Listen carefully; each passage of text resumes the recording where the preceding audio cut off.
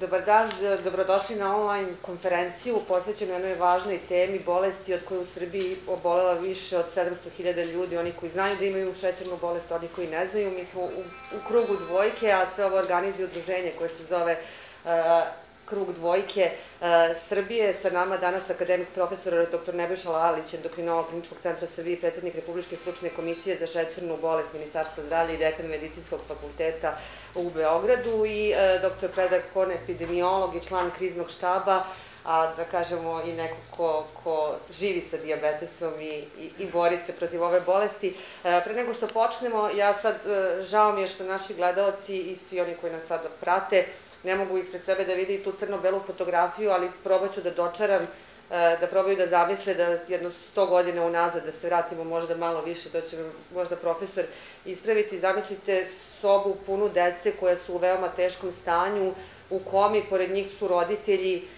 koji gledaju, nažalost, kako im deca umiru i nema im pomoći, svi imaju komu zbog dijabetesa, ali onda je po jedno dete dobilo prečišćen insulin, ili se to tako kaže, i počeli su da... Ekstrakt pankreasa, u stvari, Ekstrakt pankreasa, da, i kako je koje dete dobijalo insulin, tako se i oporavljalo, i to je jedno od najvećih dostignuća, da tako kažem, u našoj medicini. Za to su zaslužni kanadski hirurg Frederick Banting i student medicine Charles Best, i oni su uspešno izolovali insulin i primenili ga na ljudima.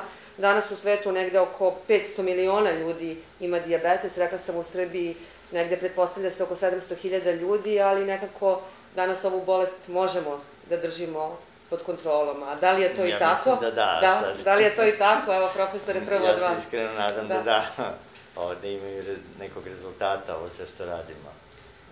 Bolest je teško držati pod kontrolom, uvek i u svakom trenutku, ali se može postići da je ona u dovoljnoj meri pod kontrolom da ne dovede do ozbiljnih komplikacija i da te komplikacije budu opet, da se i one mogu kontrolisati, tako da u svakom slučaju dužina života obolelih sa dijabetesom se može postići da bude, sad ovo je malo konstrukcija, ali ista koliko bi čovjek živeo, a da nema dijabetes. Sad, svako je, znači, čovjek je sam sebi kontrola. Ali da bi to tako i bilo, šta je ono što je važno? Znamo što je sve uzrokuje dijabetes, da bi možda potrebno je i vredi kontrolisati glikemiju prvo, šećer u krvi, i potrebno je imati, ja mislim da je to najbolje definisano, jedan intenzivan odnos prema bolesti. Jer, znači, prema ciljevima koliki treba da bude šećer, prema terapiji, prema nekim stvarima koje se pojave kao problem, otkloniti ga što pre, i tako dalje, i tako dalje. Ljudi su vrlo često u inerciji zbog drugih poslova koje imaju, ovaj naš ritam života je takav da ide nasuprot toga, i zato je šećerna bolest vrlo komplikovana, jer na izgled to ne izgleda tako komplikovano da se stvari prilagode, međutim ako vi to stavite u kontekst života koji mora da se obavlja, da se zarađuje, da se organizuje porodica, da sve ostalo, to postaje vrlo često skoro neizvodljivo. Mi to shvatamo naše pacijente, ali onda je pitanje da se što više približimo tome što se zahteva. A koliko bi često trebalo neko da proverava šećer ako nema simptome, ili koji simptomi da ga nateraju da proveri? Ako nema simptome, mi preporučujemo pre jedan upitnik koji je validiran u jednoj velikoj studiji, proveren u jednoj velikoj studiji u Finskoj, i koji vam može reći na osnovu svega 8 pitanja, ali pažljivo popunjenih, da li, koliki je vaš rizik za dijabetes. Ako je te rizik preko 14-15 u nekom skoru, onda treba otići kod lekara, i mi imamo ovde započet, sad ova korona je naravno sve ispomerala, ali neki program rane detekcije i prevencije tipa 2 dijabetesa, radi se o tipu 2 dijabetesa, i tu se može pomoću nekih mera, savetovanjem, edukacijom, vođenjem dnevnika kod osoba koje su sklone tome, sklone da to urade, znači koje žele da posvete vreme tome, mogu da može se odložiti nastanak dijabetesa i velika studija u Finskoj u kojoj su ljudi živeli pod takvim okolnostima i pokazala da se rizik za ispoljavanje tipa 2 dijabetesa može prepoloviti. Dakle, ona grupa koja je radila na sebi, tako da kažem, je imala 58% manje dijabetesa od onih koji su bili kontrola. A koji simptomi?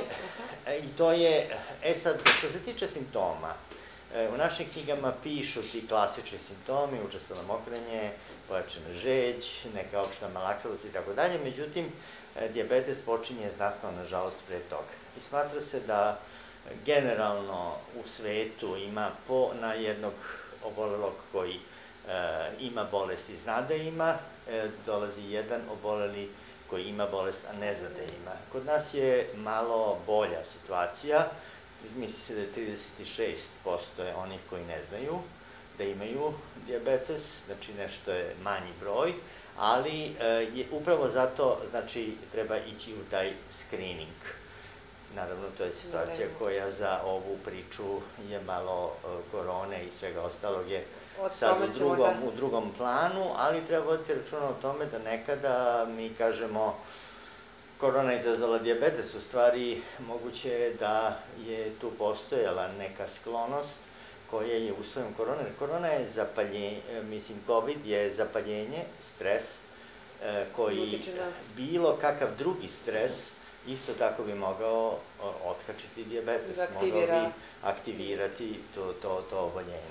Naravno, razgovarat ćemo i o tome, doktore Korn, naravno, godinu dana, nažalost, cele ove pandemije, ne znamo kada će kraj, ali nekako prva istraživanja i sve ono što smo videli za ove godinu dana pokazuju i da su oboleli od dijabetesa najugroženija možda populacija. Prvo bih voljela, rekli smo već, živite sa dijabetesom, kada ste otkrili, koliko dugo, kako sada izgleda kontrola bolesti u vreme epidemije, a pre svega mnogo ste aktivni da biste svima nama pomogli iz drugog ugla?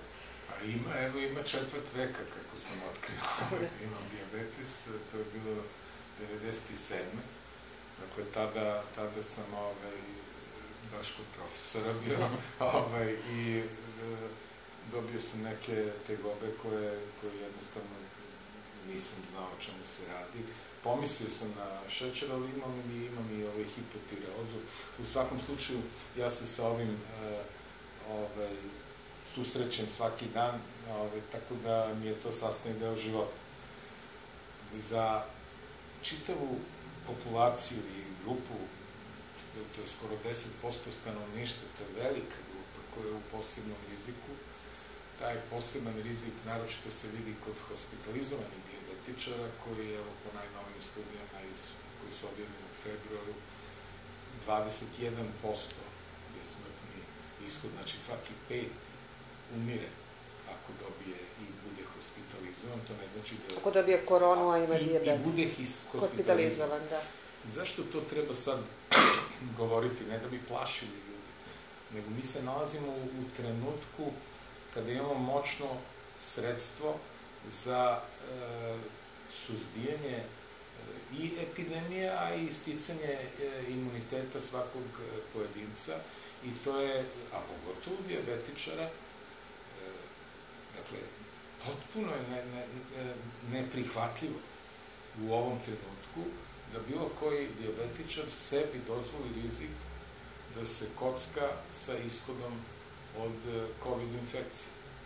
Jer kad se odabere da se ne vakciniše, bilo ko, dakle, uključujući dijabetičara, on odabira virus. To treba potpuno jasno reći, jer je virus neće izbeći. Ova pandemija je pokazala neuporedivo veći potencijal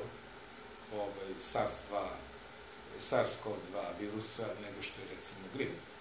Jer kod gripa se sve počne da se smiruje kada je 25% do 33% populacije ili ne vakcinisano, imuno ili na bilo koji način, tada to počne da se smiruje i više nemate pandemijski tok. Ovde to nije tako. A šta mislite, zbog čega su dijabetičari toliko ugroženi? Znate toliko o virusima, Da, šta sad... bilo koja infekcija, tu je profesor dakle, bilo koja infekcija za dijabetičara podrazumeva da mu se iz regulisanog stanja šećera upadne u jedno nekontrolisano stanje koje može dati posledice, ne mora, ali može dati posledice, u svakom slučaju je nepredvidivo. A ova virusna infekcija, što može i da izazove, da bude trigger za dijabetes, da ga praktično podstakne, ako je, da kažem, u nekoj formi koja je dotle neprepoznatljiva. Isto tako, svakog ko je bolestan, automatski mu skače šećer. Mislim, jednostavno, svi dijabetičari koji obole od COVID-a imaju skok šećera i to je nešto što se uglavnom svima dešava. To je sad pitanje dalje na insulinskoj terapiji ili nije, to su već isto razlike. Svako ko je na insulinskoj terapiji smatra se ozbiljnim formom. Međutim, je dijabetes jedno multisistemsko oboljenje i krajnje ozbiljno. Imate COVID koji se manifestuje na različite načine sa iznenadnim komplikacijama. I to da kažem, rizik od komplikacija kod dijabetičara je 44% veći nego kod ostalih. Tako da, pazite, 700.000 ljudi u Srbiji ima dijabetes.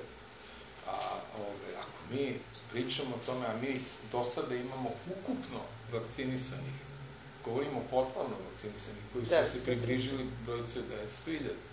Prema tome, i drugo, čitava orijentacija trenutno ne bi trebalo da bude daj što više da se udaljavamo, to je strateški oblik da se sačeka masovna imunizacija, a sad je glavni posao da se vakcinišemo. I tu nema izbora. To ne bi trebalo nešto posebno. Ako bilo na koga deluje danas da se odluči da se vakciniše, posebno od dijabetičara, mi smo ogroman uspeh napravili. Jer je ova bolest zaista potencijalno smrtna. Vi ste se vakcinisali. Kako znamo kako je izgledao vaš život i rad u ovih godinu dana, samo ono što je vidljivo za javnost i za medije, verovatno ste od jutra do sutra u poslu, da tako kažem. Kako ste vi uspevali da držite šećer pod kontrolom? Pretpostavljam, dobro, kontakte imate, ako je neophodno da nekog kontaktirate iz doma zdravlja, odnosno iz klinike, to možete. Ali koliko je teško u ovakvim okolnostima, znamo sa čim se suočavaju, da kažem, nije to toliko teško koliko je stres jak i koji je... Trebalo nešto menjati u terapiju ovih godinu dana i zbog stresa i zbog svega? Ne toliko. Osnovna stvar je da čovjek bude disciplinovan, to je, znači, jednostavno treba živeti sa tom bolešćom, saživeti se sa njom, ne doživeti je kao nekog dobrog prijatelja, svakako ne, ali nekog s kim živiš, zajedno si sa tom bolešću i lepo se navikneš na to. Međutim, ako grešiš, sam si grešio. To jednostavno treba vrlo jasno reći. U ovim situacijama stresnim, kad recimo ne razmišljate o tome da li ste tačno na vreme jeli i tako dalje, i eventualno da li uzimate nešto što ne bi smeli da uzmete, pa vam se čini da je situacija i uopšte događaj ovakve pandemije daleko značajniji od ličnog zdravlja, to vam se samo čini, jer na kraju krajeva svaki čovjek treba da vodi računa o svom zdravlju, jer na taj način ne doprinosi samo sebi, nego i svima oko sebe.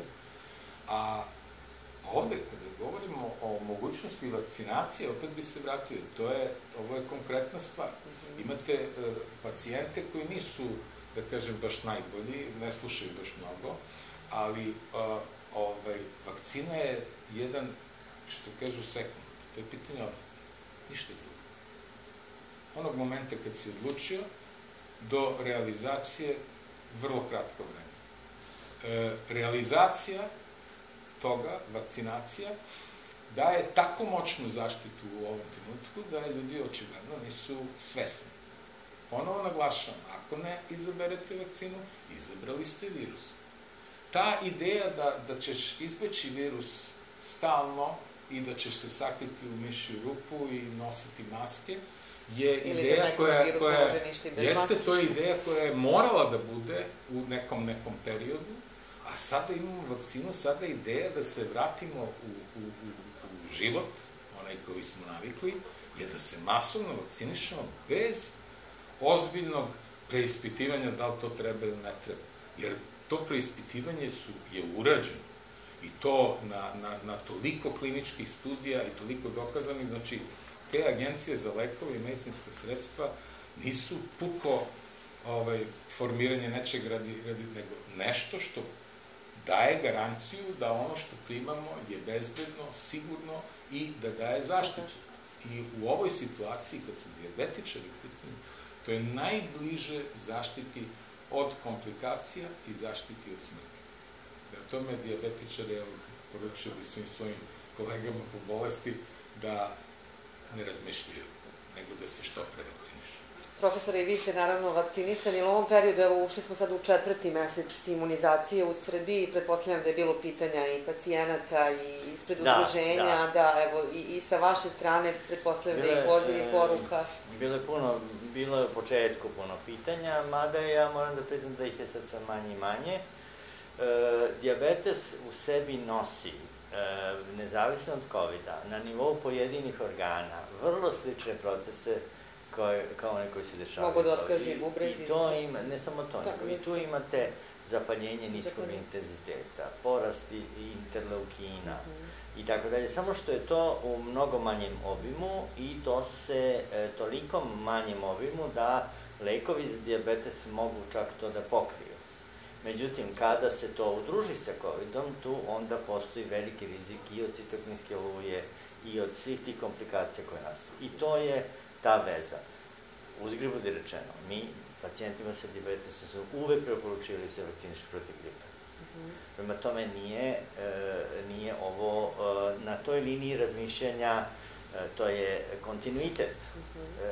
Ali imamo podatak. Ali ovo je baš izraženo, mnogo teže i znači, apsolutno da, apsolutno pacijenti sa dijabetesom treba da se vakcinišu i to što pre, da bi se upravo postigla i ta sredina u kojoj će se taj kolektivni imunitet povećati i na taj način postići neki efekat.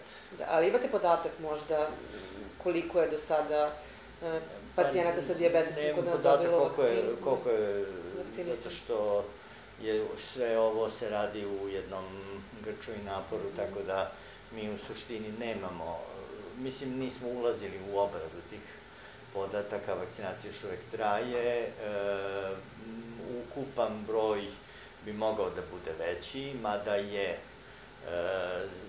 ipak, mora se priznati, dosta veliki u odnosu na neke druge zemlje s koji dolaze ljudi da se ovde vakcinišu, ali mislim, to je opet druga priča, međutim je činjenica da onda verovatno i broj pacijenata sa dijabetesom nije dovoljno obuhvaćen tom do sada, ali dakle pozivam sve one koji imaju dijabetes da se vakcinišu da bi se na taj način upravo postiglo ono o čemu se govorilo, znači da bi se postigla zaštita, jer bez toga nema zaštite od COVID-a. Znamo kakva je situacija u Srbiji, evo sve ovo predugo traje, u domovima zdravlja postoje COVID ambulante sada, odnosno sve podređeno zbrinjavanju COVID pacijenata, koliko su svi drugi, a pre svega naravno ovde pričamo o dijabetičarima, ovih godinu dana možda malo bili u drugom planu, možda su izbjegavali i preglede i kontrole i odlazak u domove zdravlja. Šta je negde, ne znamo još koliko će sve ovo da traje, nažalost, šta je negde savjet? To je veliki problem, to je veliki problem što ste rekli i to je problem u dva smera. Jedan je činjenica da su kapaciteti domova zdravlja u nekim trenucima čak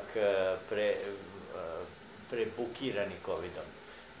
Da su svi ljudi angažovani u COVID ambulantama i da se jednostavno nema mogućnosti i s druge strane postoji i veći domovi zdravlja koje možda mogu odvojiti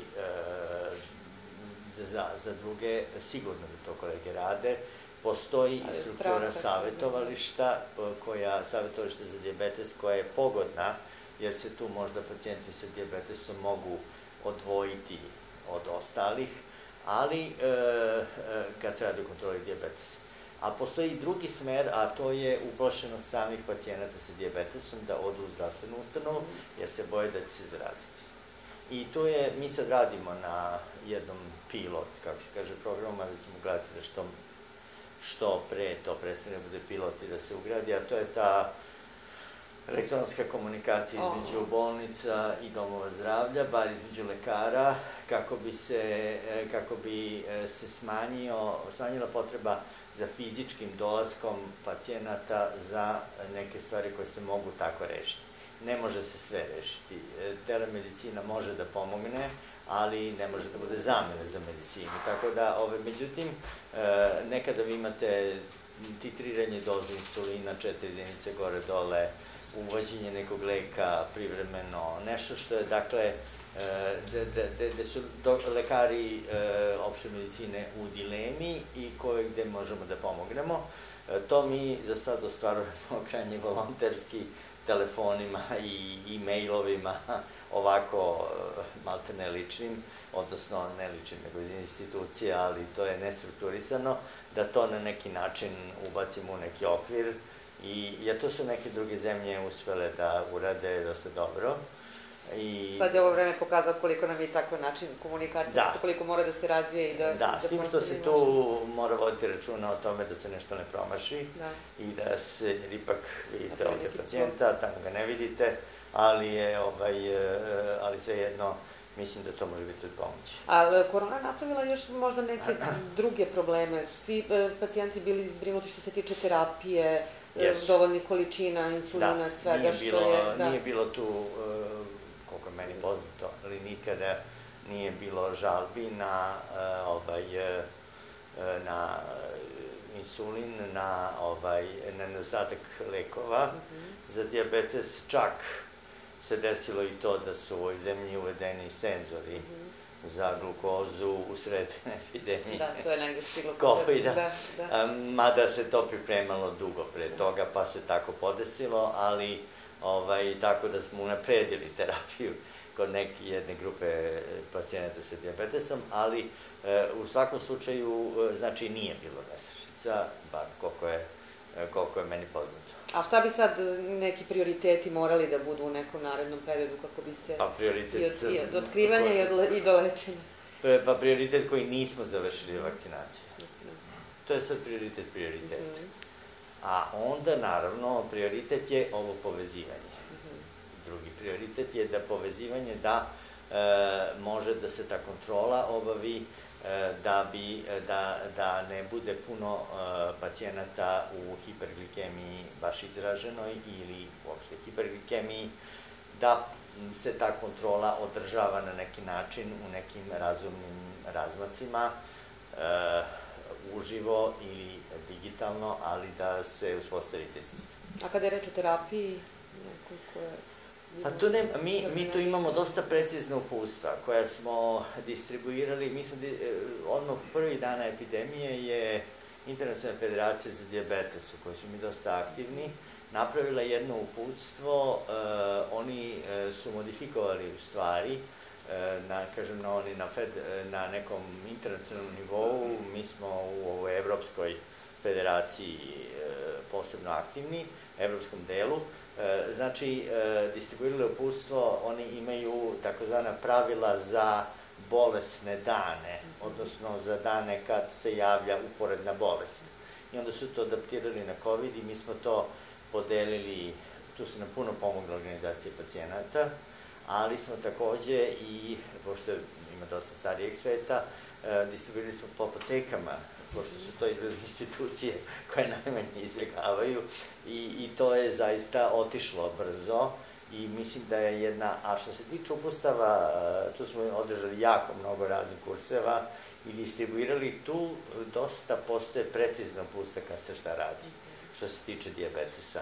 Znači, terapija se nastavlja do tadašnja dok drži kontrolu, a onda se prelazi na insulin i to ima kako se prelazi na insulin i u intenzivnoj nezi je insulin jedan od jako važnih elemenata koji se u poslednje vreme dopunjava izgleda i nekim novim lekovima koji kucaju na vrata i koji sprečavaju zapaljenje. Ali svega toga ima, ali je u jedinicama intenzivne nege imamo čak i algoritme kako se insulin podešava, koliko, kada, u kojim situacijama, kako se vraća na supkutani insulin, znači insulin jedinice intenzivne nege ide u venu. Ovde, znači supkutani, pa onda sa supkutanog na tablete posle i tako dalje i tako dalje. Znači, dosta toga je urađeno. Evo, rekli ste koliko dugo živite sa dijabetesom. Ste primetili u svim tim godinama unazad da Srbija se bolje bori, odnosno da pacijenti imaju i bolje uslove lečenja, zbrinjavanje, ili iz nekog vašeg ugla šta bi moglo popraviti? Nešto se tiče ove terapije, ona je stvarno, po meni, to je fascinantno. Mislim, ja jednostavno to vidim. 25 godina pa ste mogli da pratite. Nije baš da ne vidim. Dakle, i što se insulina tiče, koji su sada dostupni i terapije uopšte, tu je ogromni su. Ja bar doživljam da su to ogromni pomaci, prosto neverovatni. A ja, uopšte medicina strahovito brzo napreduje. Ali moram da kažem i vakcinologija napreduje. Zato što je taj strah od vakcina nešto što je zaista, ne mogu da kažem da ne bi nekog uvredio ko se plaša. Nikakvog osnova, tako bi nešto mnogo oštrije. Nema nikakvog osnova. Jer vi u sadašnjoj situaciji su te vakcine neuporedivo sigurnije nego što su bile neke ranije na koje se sad pozivaju. Ali postoji preporuka, mi imamo, izvinjavam se što sam vas prekinula, 4 proizvođača. Sad ovde, kada je neko oboleo od dijabetesa, koju vakcinu bi trebalo da primi ili nema? Ovde mislim da nema nikakve posebne, zato što su sve to vakcine koje nisu, bez obzira što ima vektorski virus, to je virus koji je samo prenosilac tog antigena koji je potreban da stvori antitela i on se raspadne čim uđe u ćeliju. Znači, taj vektorski virus je adenovirus, to je kod Sputnjika i kod AstraZeneke postoji takav virus. Sad, tu je jedina razlika. Kineska je ta mrtva vakcina potpuno, šta znači mrtav je virus. On s druge strane nosi sve antigene, ne nosi samo taj šiljak antigen koji je za prodor. Pa onda on stvara, posle kad mere antitela, što je isto neka vrsta mode, ne znam šta je, zašto bi se radila ta istraživanja, nego zato da ti unapred kaže 95% ćeš dobiti antitela. Nisam radila antitela. Ne, ali kod recimo kineske se zna da je to manje. Ali se ne, to su samo ono što se meri. Znači, imate antigene koje ne mogu laboratorije da mere i drugo imate određen imunitet koji još uvek će se procenjivati koliko tog imuniteta i koliko dugo traje, jer sve još uvek traje. Tako da mi, kad će morati da se daju revakcine, i tu postoji greška, obično govori druga doza, umesto, znači mi imamo 2 doze vakcinaciju, a posle idu revakcine. A šta mislite sada sa svim ovim istraživanjima, da malo skrenemo i svemu što se zna i vidimo kakav je virus i koliko traje, odnosno mnogo toga se o njemu ni ne zna, kada bi ta revakcina u pravom smislu mogla da dođe? Da li je to 6 meseci, godinu dana ili možda... Ono što može sada da se kaže da je to najmanje 7-8 meseci. To je ono što bi moglo sad najmanje, znači to zavisi. Izašli su i ruske pretpostavke. To je praćenje onih koji su u kliničkim studijama, koji je njihov nivo antitela posle određenog vremena. Pa onda oni procenjuju da će zaštita trajati 2 godine. Procenjuju to, znači tek će kad prođe taj period da se stvarno vidi. Isto važi i za kinesku. A da li bi onda tada trebalo proveravati antitela? Mislim, na primjer, ako ja sad nisam, a da za 6 meseci ili 7 meseci ili ne... Svi laboratorijski radnici će vam reći da treba. Vi ne možete da kažete da je to potpuno besmisleno. Dakle, svaki onaj ko se toliko brine da ne može da izdrži, da ne zna da li ima ili Pa nema, ne, on će to uraditi, zbog te prave vakcine. ali to ne može da bude preporuka, to je besmisleno. Zašto se onda rade sve te kliničke studije, nego upravo da bi se znalo šta da se očekuje. To znači da onda ako sve ovo, nadam se da neće, ali ne daj Bože, ako sve ovo ako ostane, onda sve ove mere zaštite i dalje bi morale da važe, pa da se u nekom trenutku onda i revakcinišemo. Mislim, tu postoji ogromno nerazumevanje kad mi kao epidemiolozi pričamo kolika je ta aktivnost virusa, pa pričamo visoka aktivnost, pa niska aktivnost, pa sred, a nikom nije jasno šta pričamo. Dakle, prisutnost virusa u populaciji, koliko je on sposoban da se prenese na drugog, je taj indikator koji će nama reći, sad možemo skinuti. Nije nikakva vakcinisanost. Mi dok god imamo virus u cirkulaciji, mi dalje možemo da ga pokupimo i ne znamo potpuno pouzdano da li ćemo oboleti ili nećemo. Ono što znamo pouzdano je da je vrlo visoka efektivnost, što znači približava se 100%, bez obzira što su neki izašli s radovima da je 100% efektivnost što se smrti tiče, to će, nažalost, iskustvo je pokazalo da na velikim brojevima ipak se desi po neki slučaj. Ali je ta efektivnost ekstremno visoka i štiti živote, prvenstveno, i štiti od teških formi, vrlo visoko. Što se tiče, neću sad da izdvajam ni jednu vakcinu, ali ima pojedinačnih vakcina koji su pokazale preko 98% efektivnost čak na bilo koji oblik bolesti.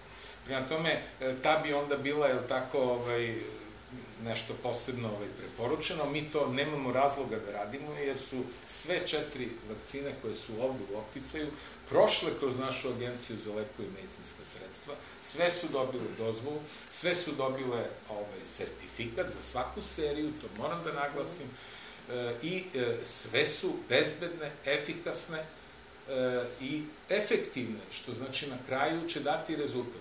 Neki prvi pokazatelji, ali to niti je objavljeno, niti je obrađeno kako treba, pa ne mogu zbog kolega koji to rade, ali moram da kažem da sa jednom dozom, bilo koje vakcine,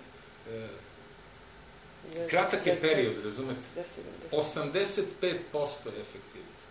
A kada se pređe 2, kada dobije 2, preko 95% je efektivnost. Znači da nema obolevanja i odnosi se na hospitalizaciju. Znači ovde je ispitivana efektivnost hospitalizovanja. Prema tome, to se upoređuje, uzmete vakcinisane, nevakcinisane i koliko obolevaju u tim raznim grupama u toku aktualnog događaja kakav je sada. I imate period od 2 meseca praćenja, to je jako mali period za jednu ozbiljnu studiju, ali orijentacijalno su podaci više nego fantastični. Prema tome, danas ne vakcinisati se jednostavno je pogrešan izbor, odlučivanje daljeg života u strahu od samog virusa i odabiranje, lično odabiranje, kockanje sa virusom, umesto primanja vakcine koja je bezbedna i efikasna. A evo sada, rekli ste koliki je procenat umiranja hospitalizovanih koji imaju dijabetes, sve to možemo vakcinom da... To je studija u Francuskoj, 21% na 2800 hospitalizovanih.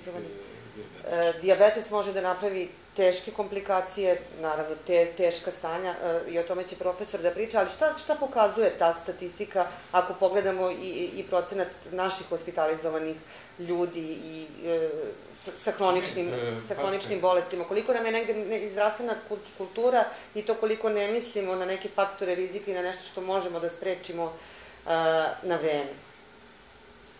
Pa, da kažem, ne znam kako bi to, nije to borba klasična, to je učenje, to je edukacija, to je zdravstveno prosvećivanje, je nešto što mi indirektno vidimo kroz vakcinisanost protiv gripa.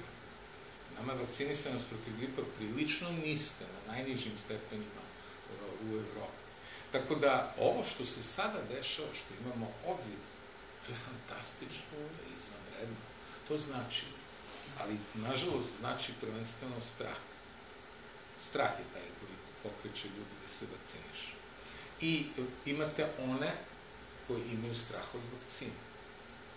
I to lomljenje ljudi, tih neodlučnih. Imate antivaksere, znači, ili antivakcinaliste, kojih ima između 1 i 2% u svakoj zemlji sveta. Oni neće da se vakcinišu nikad. Oni doživljavaju da spašavaju svet sa svojim ubeđenjima.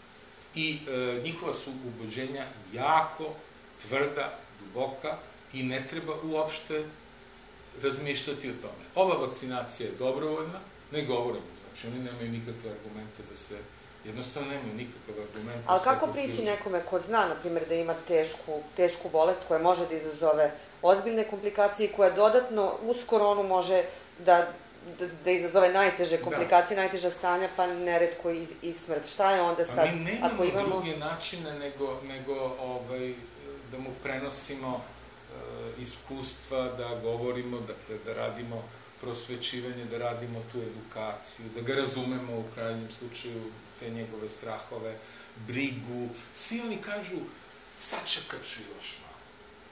To je jako pogrešna taktika, jer ovaj virus ne čeka, on potpuno je, sad je vrlo aktivan trenutno.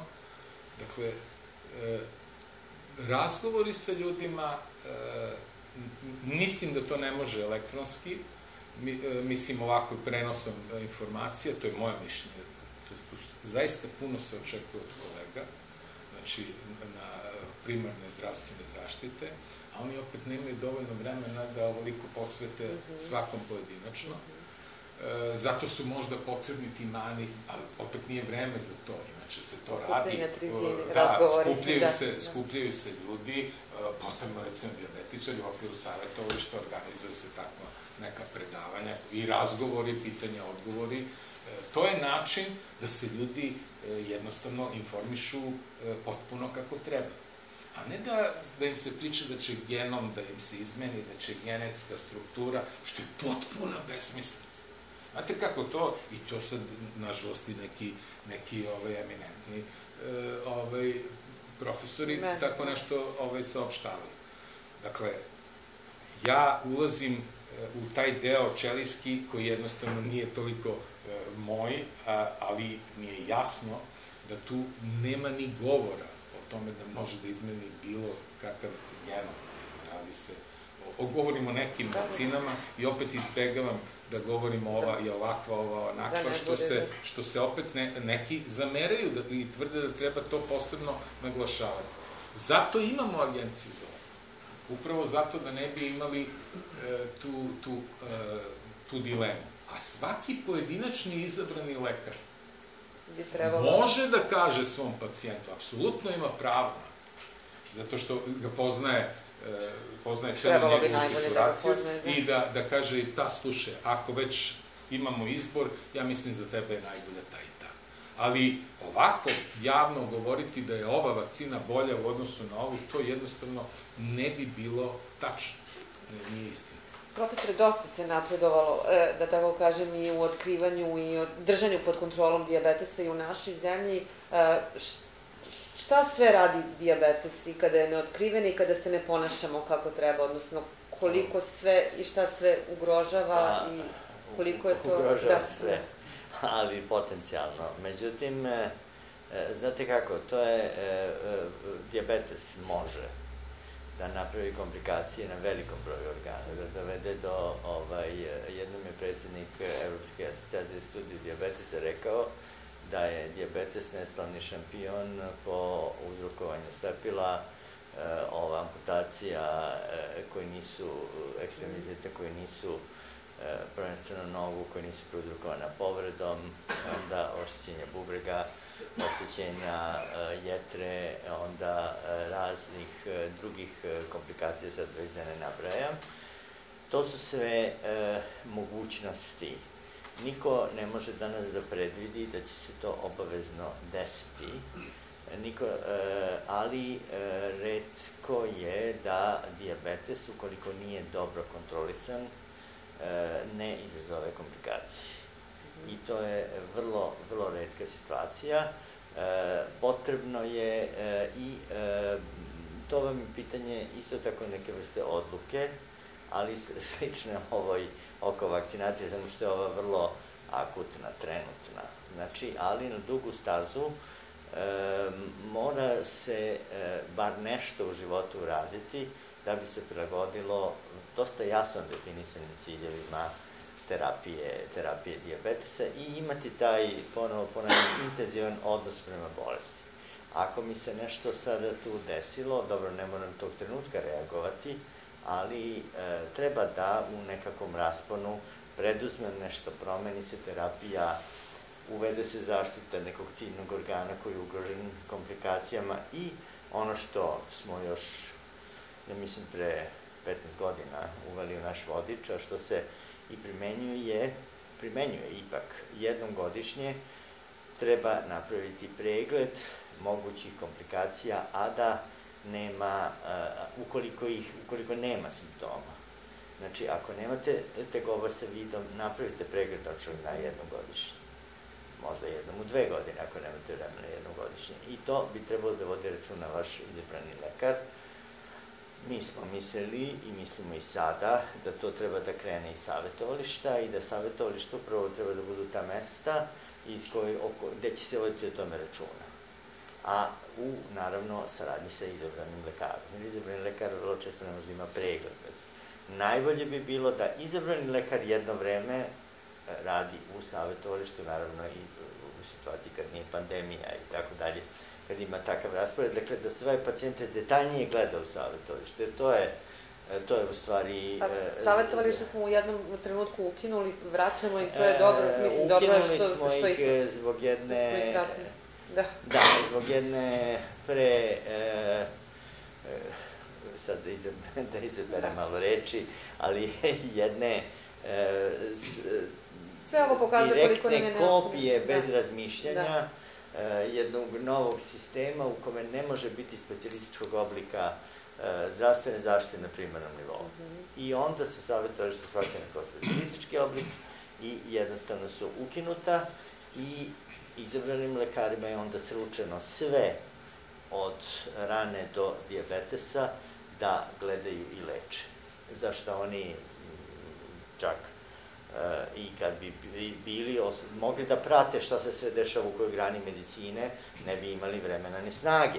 Prema tome, potrebna su određena pomoćne strukture. Jedna od tih pomoćnih struktura je savjetovalište. I to je bio taj sukob koji je mišljenja koji je razrešen ipak negde 14. godine, kad je Ministarstvo zdravlja, ministar donao odluku o ponovnom uvođenju savjetovališta, ali znate kako, sad vi uvodite jedan novi oblik zdravstvene zaštite u ovaj i onako naprenuti sistem zdravstvene zaštite i to je nosilo svoje probleme koji su sve moguće kadrovske, finansijske i druge. Sad, međutim, ima domova zdravlja u kojima savjetovališta, kažem, do pre ove pandemije su radila vrlo dobro, u kojima je...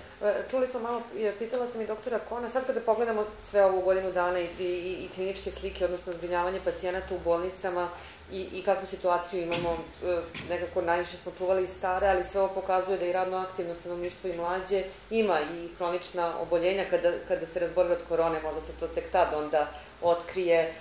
To koliko bi zdravstvena ta prosvećenost i kultura morali posle ovoga da budu možda i da se drugačije misli na preventivne preglede i na redovniju kontrolu i na brže otkrivanje bolesti kao što su i dijabetes ili visok pritisak i sve ostalo što se... Ja mislim da bi tome trebalo posvetiti veliku pažnju, kad se naravno budu stvorili uslovi za to, jer mi imamo u suštini, tako da kažem, kulturu i naviku toga, samo što nije to bilo sprovedeno.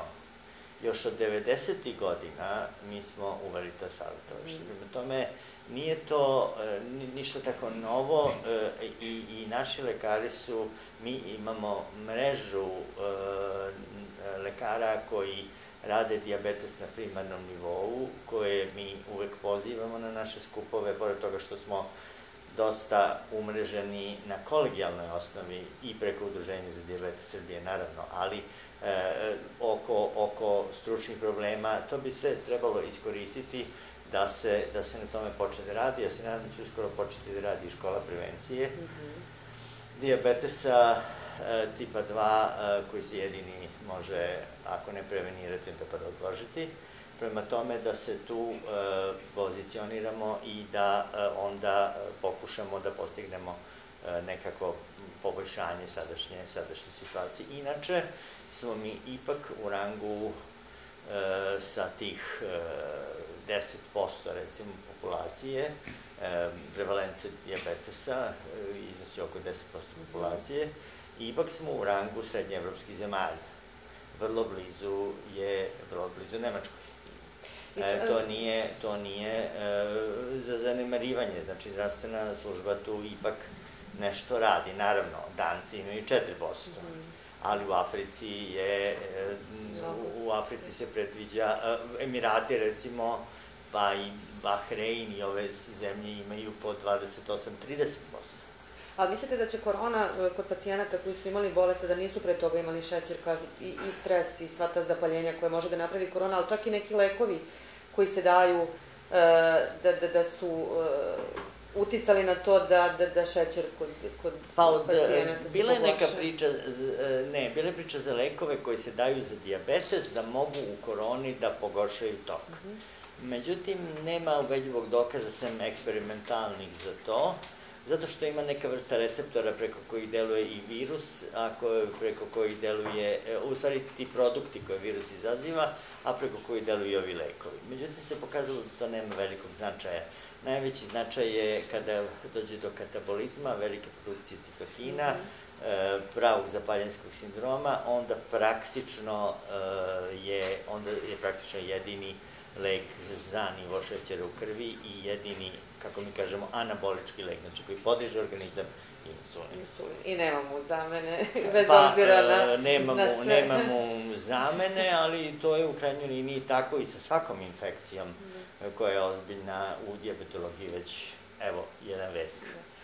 Nemamo još mnogo vremena do kraja, ali evo, i kroz udruženje Krug dvojke Srbije, naravno kroz sve druge vaše aktivnosti, nekako i dok traje pandemija i posle toga u borbu protiv dijabetesa će se ići aktivno i dalje. Pa da, ja moram da kažem da s poslednjih već nekoliko godina, najmanje 5, mi imamo jako dobru saradnju sa udruženjima obolelih pacijenata sa dijabetesom, odnosno, pošto sam ja sad neki izabrani predsednik Evropskog udruženja za dijabetes, ja ne smijem da kažem pacijenti sa dijabetesom, nego moram da kažem osobe sa dijabetesom, da ne bi došlo do diskriminacije, ali mislim da i ovde prisutne, a i drugi shvataju jedno i drugo, prema tome mi imamo jako dobru saradnju sa njima i sa Dijabetološkim savezom, a od skora, evo, pojavljuje se i udruženje pacijenata sa tipom 2 dijabetesa, koje pokriva jedno područje koje do sad nije bilo pokriveno i nadamo se da ćemo i tu, siguran sam upravo da ćemo i tu napraviti isto tako jednu mrežu. Svakako može se i otkriti na vreme i držati pod kontrolom. Da, i to nam je jako važno. I da se... Podrška je jako važna tih udruženja pacijenata, jer je dijabetes bolest koja pokriva, koja anglobira, uključuje ceo život, i jako je teško onda nekakvu, čak i prevenciju raditi samo na liniji zdravstvenog sistema. Tu moraju i drugi faktori da se uključe, čak su neki, čak na sesiji koja je ovako bila provokativno nazvana 5 do 5 godina, zašto je prevencija dijabetesa propala, nije propala, ali koji su držali najveći proponenti prevencije, oni su rekli zdravstveni sistem može da dobaci do 15%. Ostalo je društvo. Ostalo je društvo, oboleli, njihove porodice i slično. Hvala, vakcinacija na kraju, sad da ovo ostane najvažnija poruka. Trenutno zaista najvažnija aktivnost u oblasti javnog zdravlja i čuvanja zdravlja stanovništva. Da, ko se nije vakcinisao, da vodi računa i o zdravlju i o prevenciji i da se vakciniše. I na kraju Angelina Ignjatović, testimonijal njen kako je živeti sa dijabetesom tipa 2 i udruženje Krug dvojke Srbije. Hvala što ste nas pratili.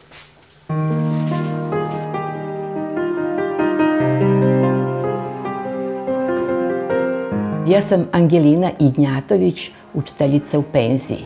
Dobrodošli u moj dom.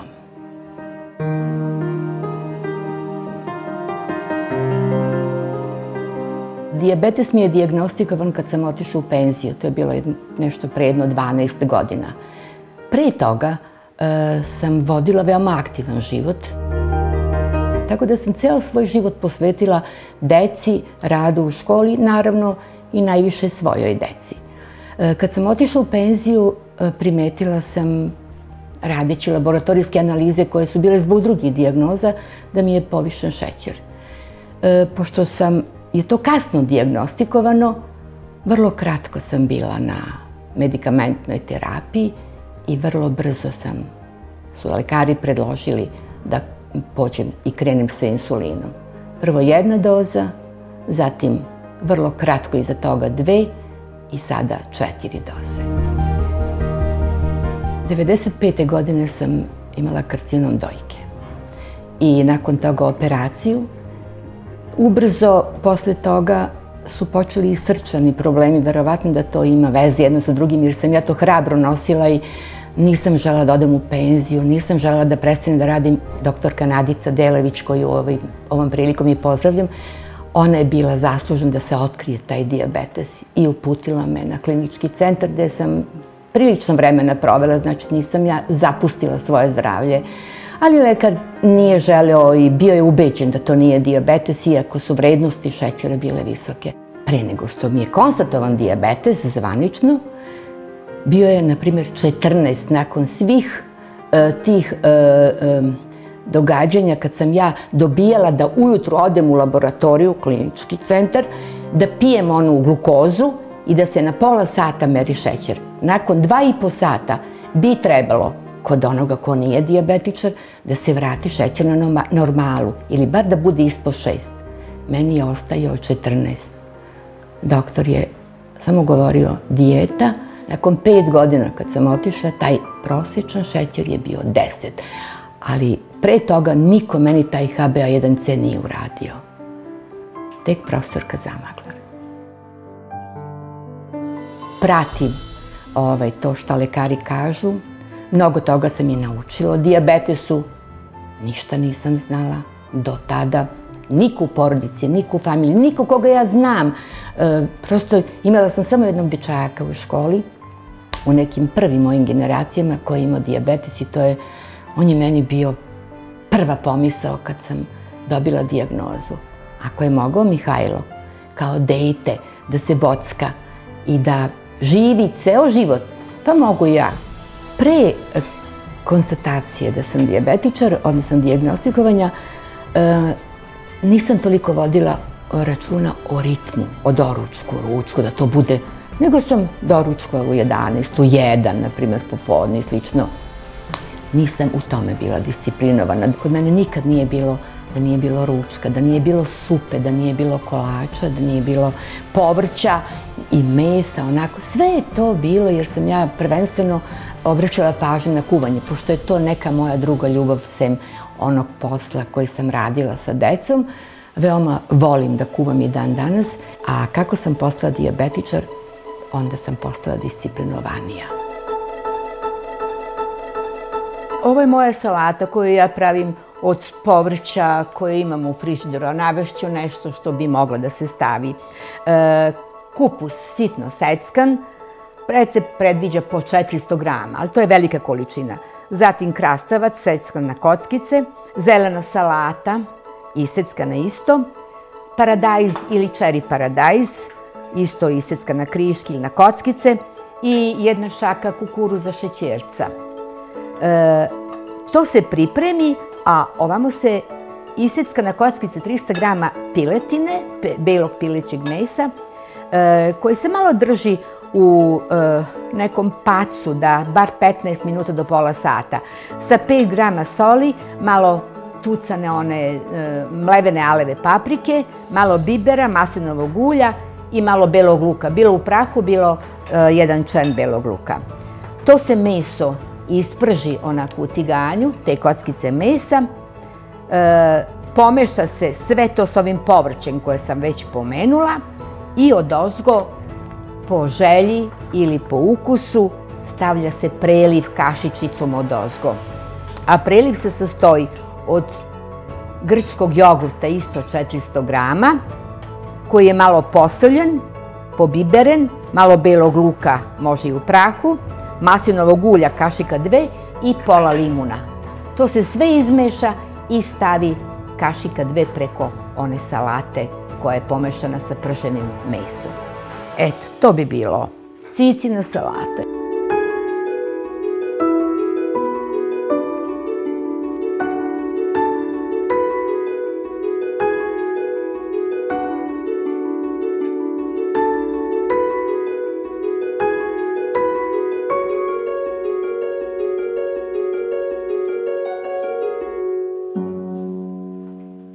Za čudo ja nisam imala te simptome, sem što sam često imala podrhtavanje ruku i malakselost. Moja bolest je počela sa hipoglikemijama. Znači, ali to je bilo svakodnevno, ja nisam znala šta je. Mislila sam, nisam dovoljno doručkovala, umorila sam se, nisam radila, nisam se odmorila dovoljno. To što drugi imaju, da se suše usta, česta mokrenja, ne znam, suva koža, ne znam, žeđ. Ja to ništa nisam imala. Ja ni dan danas nisam žedna, nikad ja pijem vodu na silu. Dobro je da se to desilo meni, a ne nekome od članova moje porodice. Jer ja to mogu da nosim. Ja sam bila ta koja je kuvala za sve nas. Negovala i boravila pored unuke, šetala je, odvodila u muzičke škole, na treninge, sve smo to uklapali, ali sam ja bila tu centar svega toga. Onda se dogodilo ovo udruženje, došla je Nina i nastavljaju se aktivnosti. Onda sam češće, u ovoj zgradi ovde imam biblioteku, pa sam i tu vrlo često da uradimo ono zašto nisam imala mnogo vremena u toku života i radnog veka, lepa knjiga i eto. Ja sam veoma družljubiva žena koja voli društvo i znala sam da mogu mnogo da naučim i da mogu mnogo da dam. I razmišljala sam i ranije, pre nego što sam ušla u krug dvojke, da se priključim nekom udruženju za rak dojke, jer sam upravo to imala, za tako nešto, jer sam ja neko od akcije, neko ko voli da prenosi, neko ko voli da razgovara, neko ko voli da podeli mišljenja. I ovo mi je došlo prosto tako, jer sam poznavala par njih koji su u udruženju i onda sam rekla, to je to. Da se upravo oni dijabetičari koji jesu, a ne znaju, otkriju. Da dođu do dijagnoze i da krenu sa lečenjem. Ima nas oko 700-750 hiljada. Ja mislim da nas ima više od 1 milion. Mnogi ne znaju da su već, jer to ne boli, žedni su, pa dobro popiće vodu, ništa vas ne sputava, ali vreme kad prođe onda boli maltene sve, onda su komplikacije velike i znači oni koji nisu dijabetičari da se otkriju i da im se pomogne, eto tako. Mislim da ćemo učiniti mnogo da tim ljudima pomognemo.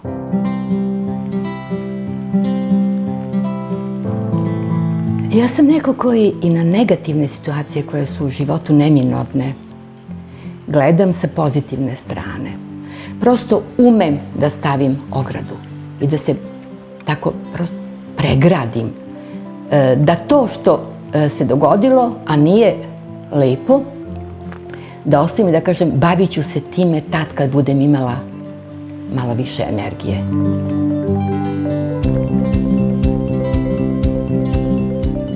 Danas se brzo živi, brzo se jede i preko svega se zaista veoma užurbano prelazi. Usporite malo, pogotovo kada pričamo o zdravlju, posebno o dijabetesu tip 2. U svaki recept možete da dodate recimo kilogram redovne kontrole, zatim 300 grama strpljenja i propisanu terapiju u svakom slučaju, pa onda recimo nekih 200 grama fizičke aktivnosti, pola kile zdravih sastojaka i ono što je najbitnije u svemu tome jeste dosta smeha. Prevencija je zaista jako važna, to zapamtite. A za više informacija zapratite i krug Dvojke Srbije.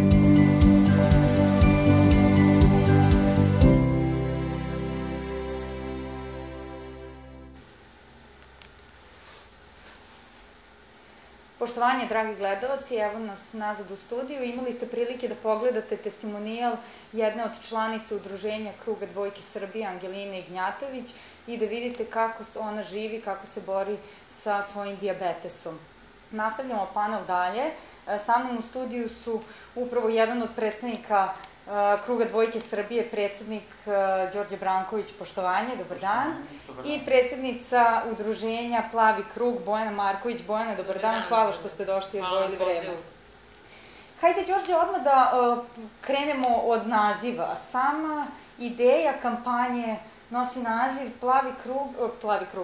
Pokrenimo krugove. Šta ona zapravo opisuje? Pa kao što vidite i ovaj logo koji pokazuje 5 krugova, tu smo se vodili olimpijskom godinom pre svega, pošto je pomerena olimpijada sa prethodne godine na ovu sada, tako da ona simbolizuje te olimpijsku godinu praktično, ali pošto je taj plavi krug simbol dijabetesa, eto, pokrećemo tu kampanju. Ovo je prva u nizu akcija koje imamo.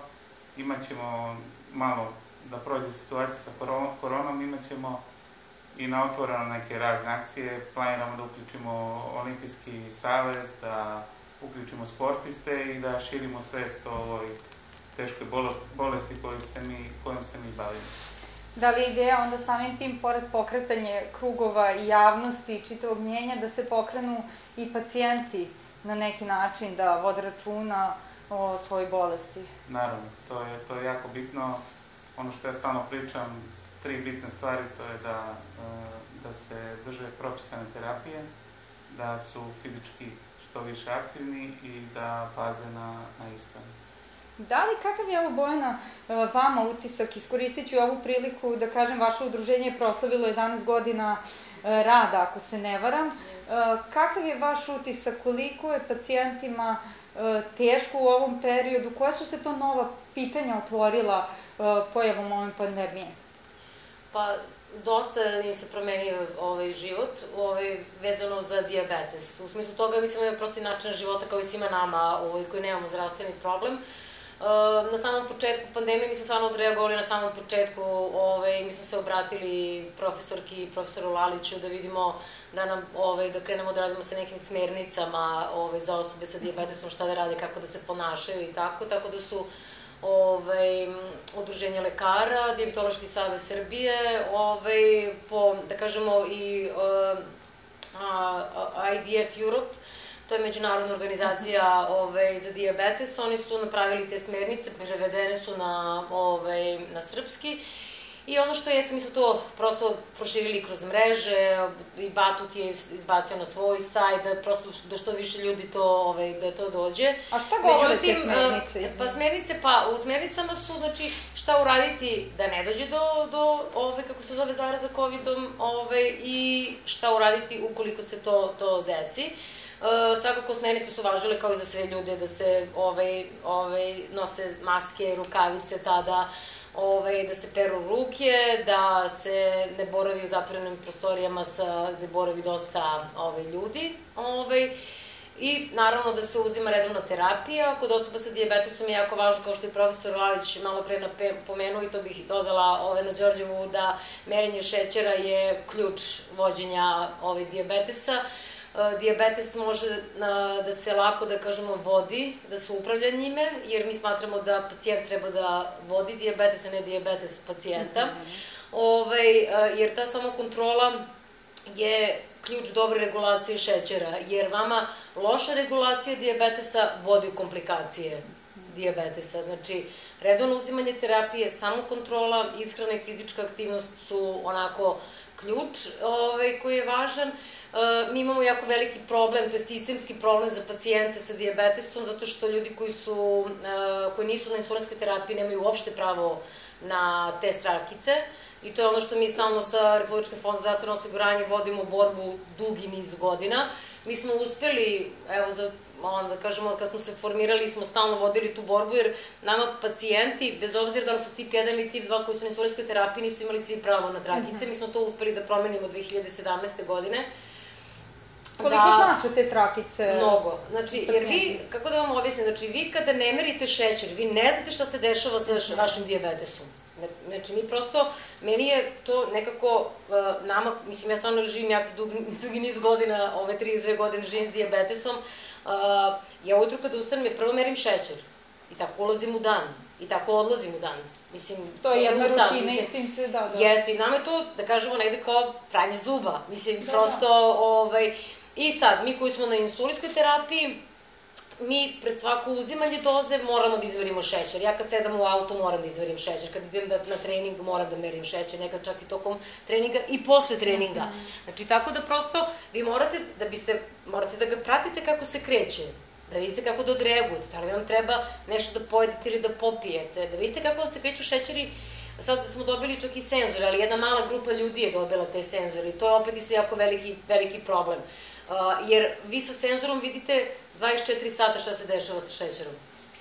Imate uvid u potpuno, onda to vama olakšava, vašom lekaru, i onda da zna da li nešto treba da se menja vezano za terapije, za ishranu, jer mi čak ljudima kažemo da vode dnevnik samokontrole, što je jako važno, pa da upišu kolika im je vrednost šećera, koja im je terapija, šta su pojeli, pa onda je isto dobro da se uradi to 2 sata nakon obroka, da se vidi, znači ta, zove se postprandijalna, kako se zove, vrednost šećera, da vidimo da li je terapija adekvatna i da li smo je pokrili za to što smo uneli prosto u telo, i to se tako isto odnosi za fizičku aktivnost, za predspavanje, tako da je, i onda kao što i profesor Lalić, čuli ste, verovatno, on je to više puta rekao, da koronavirus se kod osobe sa dijabetesom koja je dobro regulisana, koja prati šećere, se virus ponaša isto kao kod osobe koja nema dijabetes. I to je negde, eto, prosto, sad, vi tražite pacijentima da mere šećer, oni nemaju novca da kupe ove tračice. Razumete, to su ozbiljni problemi.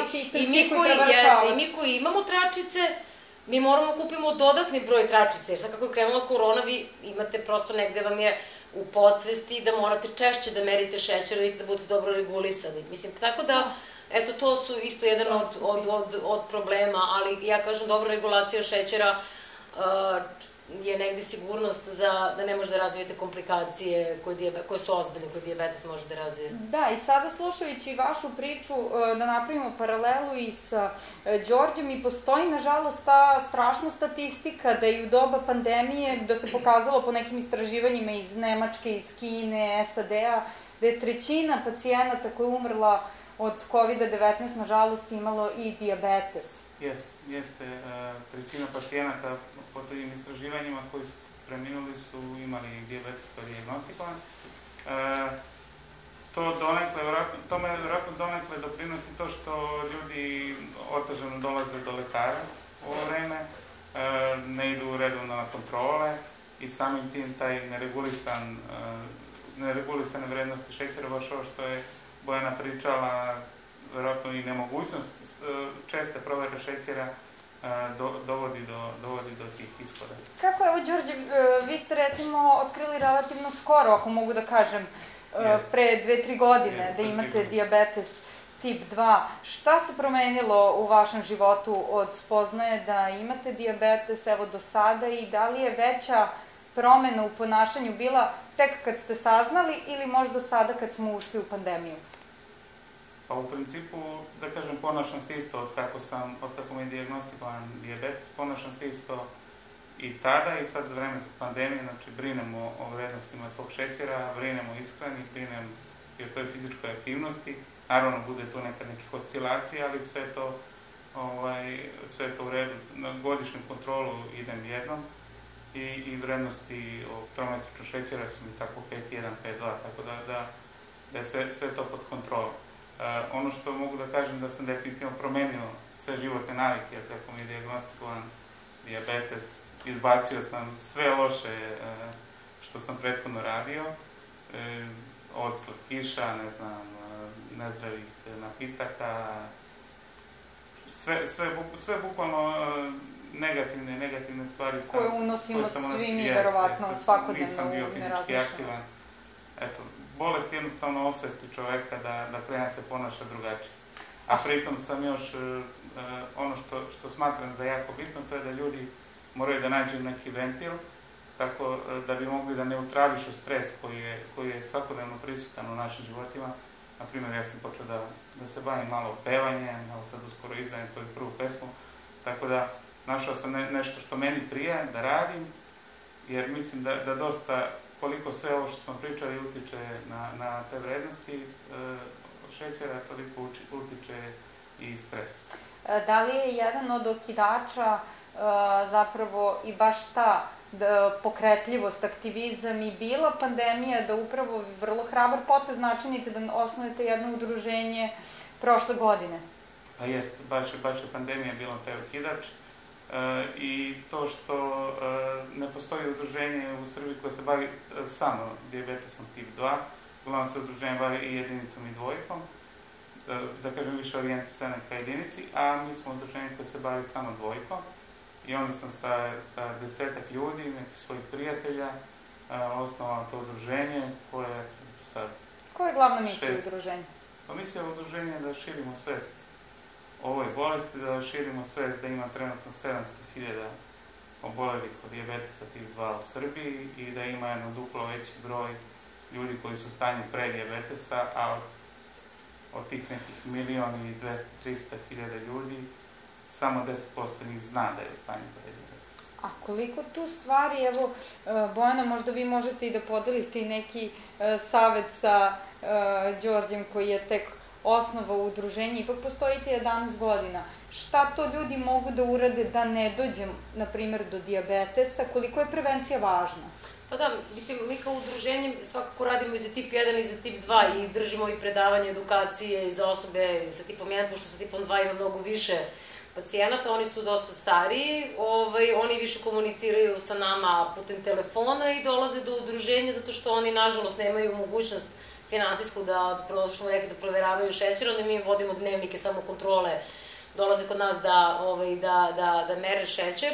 Ono što je, oni kad već dobiju dijabetes, tu treba da se daju smernice za prevenciju komplikacije koje dijabetes razvija. A da li se, izvinite, da li se javlja i neko ko možda sumnja da će to radimo, da. Mi smo kao udruženje učestvovali na bezbroj akcija. Stvarno, ja mislim da smo ova zadnju godinu dana nismo imali samo 2 akcije, javne, na otvorenom, ali smo proverili više od 130.000 ljudi u Srbiji, dijagnostikovali preko 1450 novootkrivenih i to je sve tip 2. Njih smo, eto kao da kažemo tim kontrolama javnim, gde smo učestvovali na raznim manifestacijama, festivali zdravlja, sajmovi sporta, ishrane, znači sve što je vezano za dijabetes, nas negde ljudi pozivali, partneri, politika je pravila svoj zdravstveni kutak, festival zdravlja, gde smo učestvovali, znači iz naše neke akcije koje mi sami organizujemo, kao imamo i Svi na vagu, koja je,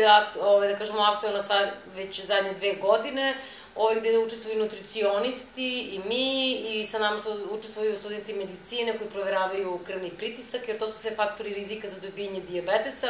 Nutricionisti čak imaju i vagu, pa se merimo i obim struka. Ono što je važno, vodi mass index, odnos visine i težine. I mi kao proveru šećera i prosto radimo taj upitnik finski, gde se određuje 8 pitanja za određivanje faktora rizika za dobijanje dijabetesa. Čak sad taj upitnik postoji online da se uradi, mogu ljudi prosto da ga, kao pred dijabetes, jer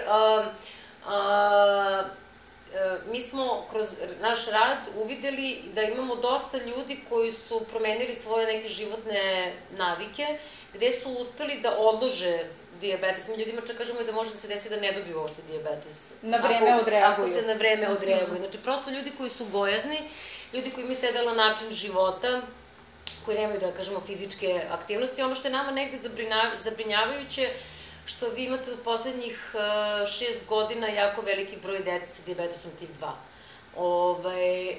Za modin dijabetes ne možete da prevenirate, on se pojavi, ali za dijabetes tip 2 da. Znači, sve porodice koje negde imaju u porodici nekoga koji ima dijabetes, a imaju prosto decu koja su malo gojazna, koja nisu fizički aktivna, trebalo bi da povedu računa, da se obrate u dom zdravlja, da se jave kod interniste ili kod endokrinologa čak. I da se edukuju, zar ne? Pa jeste da se edukuju, da, jer ja sam, na primjer, razgovarala sa nutricionistkinjom iz Tiršove, jedna sjajna žena, imali smo neki projekat, Jamie Oliver je imao njegov Food Revolution, on se bavi sa decom koji su gojazna i decom sa tipom 1 i onda mi ona rekla da oni imaju tako uvećan broj gojazne dece u zadnje vreme, da je to prosto zabrinjavajuće. Tako da negde mi prosto apelujemo na roditelje, na porodice, bake i deke, da ne treba baš da jure decu non stop da jedu, i da prosto ta ishrana bude raznolika, da se trudimo da deca nam što manje jedu industrijske proizvode, sokove, da jedu voće. Mi stalno ponavljamo to ceđenje voća, koliko god je sad postalo popularno u zadnje vreme, u sokovima nemamo vlakna i te nutritivne vrednosti se pri ceđenju uništavaju na dosta i onda prosto da je negde mnogo bolje sažvakati voćku nego iscediti je. Da, i sad u prilog... Ili da to bude povremeno, ajde, nekako mislim prosto da... Da, da se uskladi sa i stilom života. Jeste i da prosto kada i tu voćku da nekako ubace onda nešto još što je hranljivo, mislim da kažemo da ne bude samo voće, da se ubaci možda čak i neko povrće i tako, jer vlakna svakako nama pomažu pri ishrani, apsorpciju glukoze u krvi, ono usporava, tako da je to isto važno kod osoba sa dijabetesom u ishrani, jesti povrće i voće koji ima dosta vlakana. I kretati se, složit ćete se da malo ova pandemija ne ide. Ne samo mora se potroši. Da, taj sedalni način života i o kome ste pričali ne ide baš u prilog pandemiji. Jeste, ali kad svi radimo od kuće, svi dosta sedimo. Jeste, i onda ja sam baš imala jednu edukaciju sa IT-evcima iz Novog Sada, imali smo online edukaciju jedno veče i ja sam u razgovoru sa njima rekla, znači vi u toku dana kad radite, kad vam se pije kafa, izađite i prošetajte do nekog kafea i uzmite kafu za poneti, znači i to je dobro, znači to nije samo zbog dijabetesa, cirkulacija, kosti, zglobovi, odsedanje, to se strada. A i psihički moment da se malo izađe, tako je, da. I to ja njima kažem, i kad završite sa poslom, onda idite u prodavnicu u nabavku ili tako, ili uveče i uzmite kafu za poneti, prošetajte se sa prijateljima, ako imate psa, jer ljudima svima preporučujem da uzmu psa, zato što vas pas pokriće, svakako da 3 puta dnevno minimum izađete u šetnju. I prijatelj moj koji isto ima dijabetes, ima jednu caku da se parkira 100 metara dalje od lokacije na koju treba da ide da bi sebe naterao da... Pa jeste, da, ja ljudima kažem da koji rade, koji oni kažu eto zbog posla ne mogu i onda kažem ako idete prevoz, siđite pre posla 3 stanice pre posla i tako u povratku kući, a ljudi koji prosto negde kao, da kažemo, rade, da se, ne samo nekih 100 metara, bilo bi dobro da to bude malo, jer 1 kilometar vi možda ispešačite za 20 minuta. Da. Đorđe, gde vi nalazite motivaciju? Vi ste iz IT struke upravo o ovome o čemu smo pričali. Na koji način sebe pokrećete ovim mesecima? Eto, na primer, svaki dan idem peške na posao, to je neki kilometar i po, na primer, svaki dan do posla i nazad. I gledam da, eto, na primer, povremeno imam i neke veće pešačke ture, na primer, skoro sam prešao kao polumaraton pešački po celom Beogradu. Tako da nateram sebe u principu, kad je lepo vreme, igram basket, igram malo tenis, eto, aktivan sam. Sad će lepše vreme, pa će vam da biti malo lakše. Volao bih da se samo vratimo na priču oko dijabetesa, prevencije, ali prevencije težeg oblika. Pogotovo kada pričamo sada o COVID-19, koliko vakcina mislite da može da doprinese da se spreči teža klinička slika COVID-19, ali i da sačuva negde vaše dobro stanje? Da li ste se vakcinisali, Đorđe, vi i koji je vaš negde stav o tome? Da, ja sam se vakcinisao, da kažem, među prvima čim je bilo moguće, ja sam se vakcinisao i moj stav je da apsolutno svi koji su oboleli od dijabetesa treba da se vakcinišu i da je mnogo, da kažem, bitnija ta vakcinacija i da ljudi izbegnu teži oblik nekog bilo čega drugog. Čuli smo i u prethodnom panelu, ako možda neko od gledalaca se nije uključio, možete i da vratite, da poslušate i profesora Lalića i doktora Kona. I doktor Kon je inače i pacijent, ima dijabetes tip 2, pričao je o svom iskustvu i on je jedan od koji se prvi i vakcinisao, nije imao nikakve neželjene reakcije, ima pozitivno iskustvo i apelovao i na pacijente. kakva je situacija kod vas u udruženju po pitanju vakcine? Pa da, mi smo organizovali, Dijabetološki savez Srbije organizovao i pozvali smo profesora Lalića da priča i to je, da kažemo, bio najposećeniji, ja mislim, Zoom razgovor sa lekarom, gde su ljudi mogli da postavljaju pitanja. Kako reaguju pacijenti? Pa zanima ih, naravno, zanima ih, mislim, prosto, jer, ja kažem, ovo je izazvalo u ljudima razne, znači, nama se na samom početku smo imali onako, ok, znam da je i ovo i za državu bilo onako nepoznanica i da su svako drugačije reagovali, mi smo stvarno morali da kontaktiramo i Ministarstvo rada i Ministarstvo zdravlja i ja sam kontaktirala čak i Privrednu komoru Srbije, jer su nam se javljali ljudi da neki poslodavci nisu imali razumevanje za osobe sa dijabetesom, jer su bili, da kažemo, primorani da dolaze na posao. Onda opet s druge strane smo dobijali pitanje, ne znam, mama radi u zdravstvu, dete ima dijabetes, mislim, raznih pitanja je tu sad bilo, ne znam, onda nas je zvala osoba koja radi u fabrici sa 3000 ljudi, nisu imali razumevanja, ona je morala da ide na posao, jedna osoba radila na trafici, raznih pitanja je bilo, stvarno su ljudi bili preplašeni, gde negde opet dostupnost lekara nije bila toliko, jer su nama sve bolnice bile COVID osim kliničkog centra, što je super da je jedna bolnica ostala. Mi smo bili, da kažemo, negde kao informativni servis za pacijente, za koju bolnicu i koji mail, koji broj telefona, koja bolnica kad se otvarala i prosto mislim da smo tu negde dosta ljudima pomogli, a super je, eto, kažemo, mnogo dobro je što su prosto i sami lekari na neki način opet bili dostupni, jer vi ste, na primjer, Zvezdare, mogli ste putem maila da im se obratite sa pitanjem, da uradite u domu zdravlja analize krvi, da pošaljete i sutradan u roku od dan ili dva dobijate odgovor.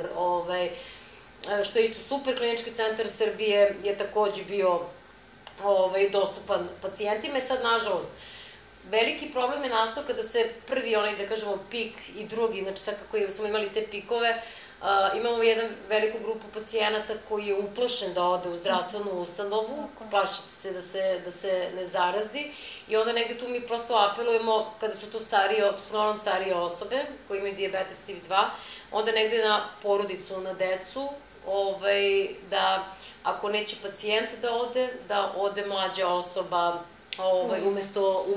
umesto nje, svakako jeste najbolje da uvek pacijent ode, ali da se ode sa tim dnevnikom samo kontrole, sa nalazima, da se popriča da li nešto treba da se menja, tako da negde, ja se plašim negde, znači ne samo za dijabetes, za bilo koju bolest, mislim da će problemi nastati tek za 1 godinu i po 2 dana, će biti negde realna slika posledica ovoga svega što su rađene te neke kontrole i preventivni pregledi.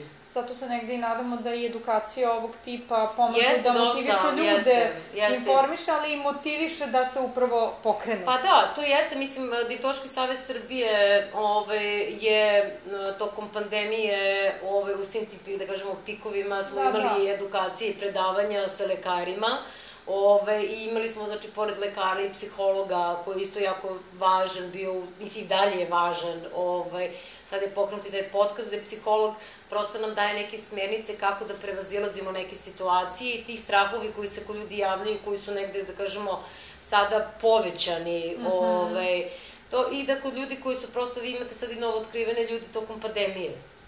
Da, koji tek ulaze sada u proces upoznavanja. I tu je isto jako veliki problem što njima lekari, da kažemo, nisu dostupni od izabranog, pa onda interniste, pa o endokrinolozima da ne govorimo. Sa kakvim pitanjima se, Đorđe, vama javljaju pacijenti u ovo vreme?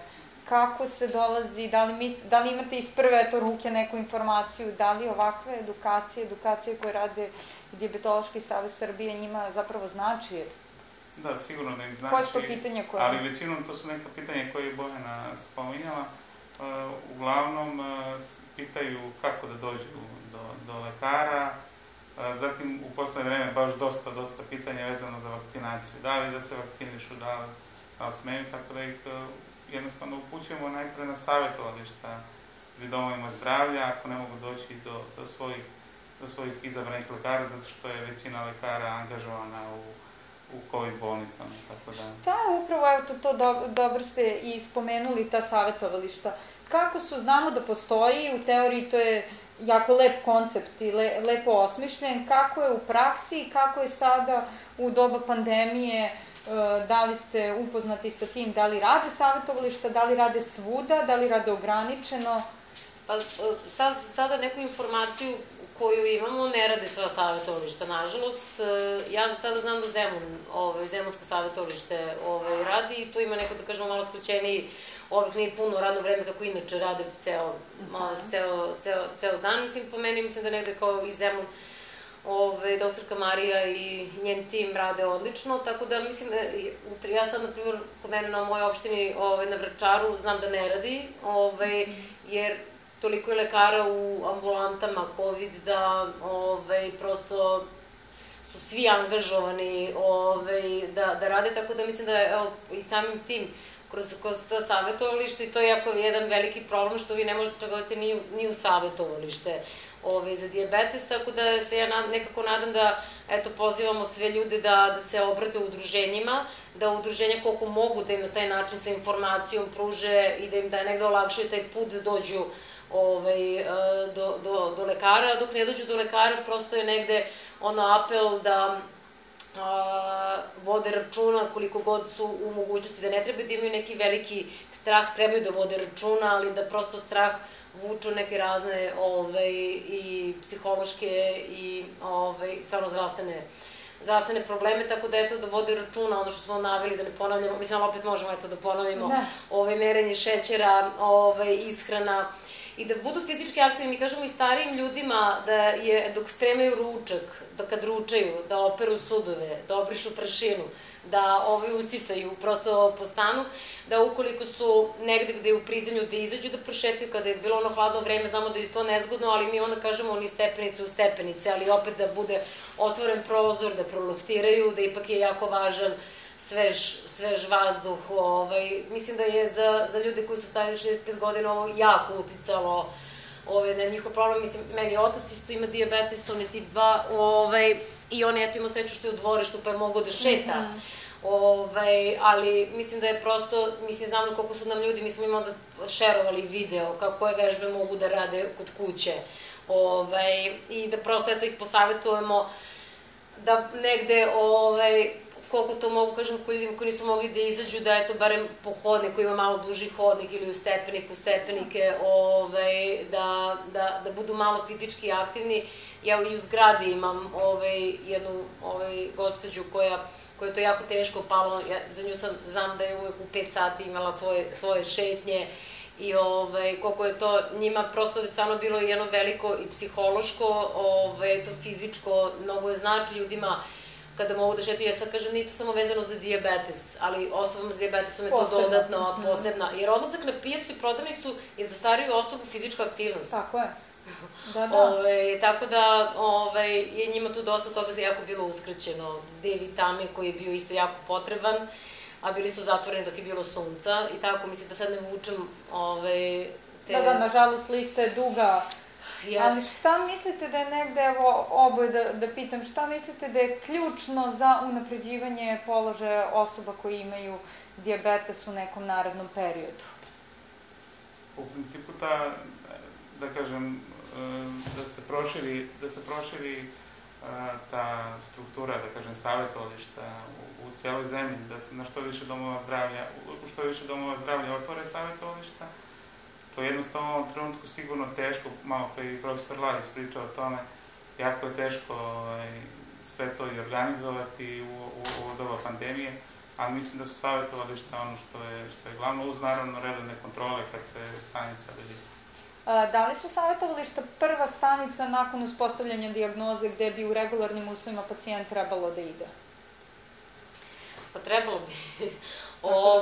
Pa vi sad ima, mislim, jako je kada se osoba razboli, bez obzira koje bolesti je u pitanju, njoj treba jako velika motivacija. Ono što mi imamo jedan veliki problem u Srbiji je nedostupnost psihologa. Vi, evo na dečijoj klinici, mi za odrasle nemamo u bolnici, znači kad se dijagnostikujete, kad dođete, vi nemate tamo psihologa. mi smatramo... Ne podrazumeva se da... Ne podrazumeva se, nego nema. Kako se zove, tako da mislim da je to negde, jer vi sa sami saznanjem da ste se razboleli, vi kad ste prehlađeni pa se ne osjećate baš okej što ste bolesni, isputavano su mnogo stvari, pogotovo kada imate hroničnu bolest, tako da nismo svi psihološki jaki, Kako vi nalazite motivaciju? U čemu vidite motivaciju i šta vas pokreće? Mnogo stvari, mislim, meni je motivacija utiče super lepo vreme, sunce, ali negde kao, eto, prosto ja sam ovim bavim već 11 godina i mislim da mi je to negde motivacija da mogu da pomognem nekome da olakšam sa informacijom, koliko toliko, ili na bilo koji drugi način. Ja, eto, prosto imam psa, treniram, pešačim mnogo, tako da, eto, to mi je negde prosto razgovor sa ljudima, sa prijateljima i prosto negde kao pokušavamo da pomognemo ljudima i pokušavamo negde da u našoj državi u razgovoru sa odgovornim ljudima pomognemo da promenimo neke stvari, jer ovdje ima mnogo stvari, mi jesmo promenili mnogo stvari, ali ima mnogo toga da se penjama, fale inovativne terapije o kojima pričamo već x godina, u kojoj u Srbiji još sad imamo obećanje direktorke fonda da će ući, da je dijabetes prioritet, da će ući inovativna terapija. A kako je trenutno stanje? Koje su terapijske opcije trenutno?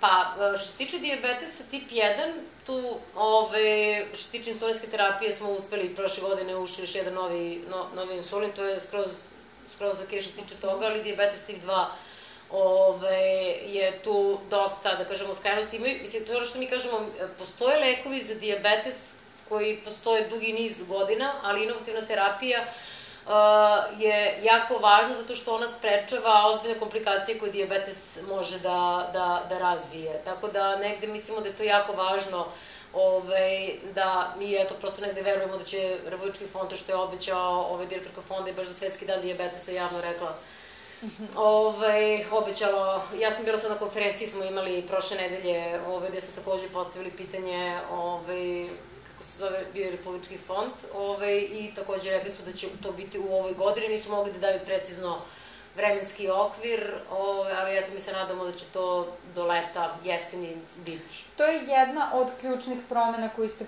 pomenuli, a u periodu od pre 11 godina i sada, koliko ste zadovoljni razvojem situacije i možemo da svi primetimo koliko je naprasno postao jako važan glas pacijenata i da se konačno ceni glas pacijenata. Koliko to znači, zapravo to verujem i da motiviše dalji rad. Pa to je sigurno. Ja ne znam, mislim da je Plavi krug uradio toliko velikih stvari u Srbiji, prosto nije to kao da mi sad nešto kao dižemo sebe, ali prosto znamo koliko smo mi pokrenuli udruženja. Vi imate udruženje po Srbiji koje nisu bila aktivne toliko i onda negde prosto, na primjer, mi smo doradili predavanje, edukacije i po Srbiji. Mi smo snimili predavanja koje smo održavali, smo svakog ponedjeljka održavali predavanja za sve teme, za tip 2 i za tip 1, za decu, ishrana, fizička aktivnost, o nefropatiji, kardiovaskularni problemi, znači prosto sve te neke ove segmente smo pokrili, snimana su ta predavanja koje mogu na našem YouTube kanalu da se oslušaju. I sad, vama je ta motivacija pacijenata da dođe. Vama se pacijent uglavnom javlja, kao i sad kod tokom korone, kad je problem. Znači, mi imamo jednu veliku grupu ljudi koja se tu okupila, koja dolazi, neko dolazi stalno, neko je tu povremeno, kad ko može. I mislimo da bi trebali ljudi da dođu, da bi se informisali, edukovali. Sada, imate prosto ljude koji ne vole, prosto to nekako ne doživljavaju organizacije, udruženja, kao nešto što će tamo samo da se priča o dijabetesu.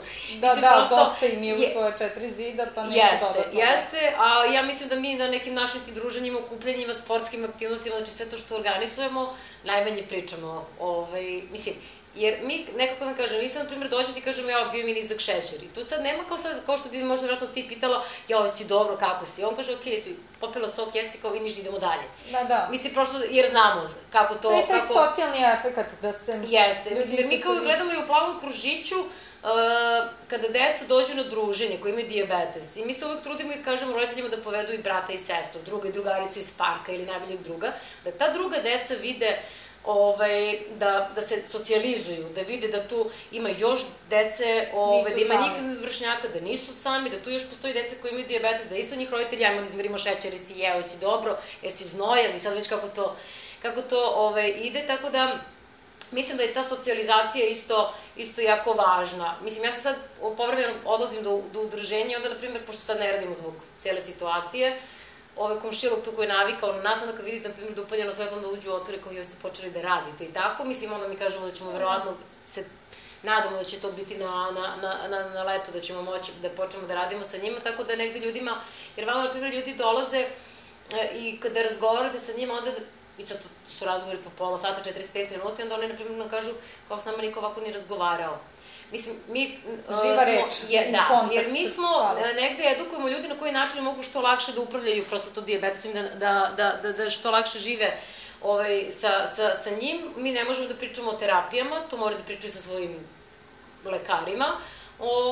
Mi možemo da kažemo šta sve postoji i kome treba da se jave, koje analize, mi ih podsjetimo kad ste bili kod kardiologa, jer to su sve neke stvari koje osoba s dijabetesom mora da uradi. Znači, kod nefrologa, kod, kako se zove, kardiologa, jeste, da se radi, da se ide kod svog endokrinologa ili internista, da se radi te godišnji pregledi, a lekar sam kaže pacijentu da li je potrebno i češće.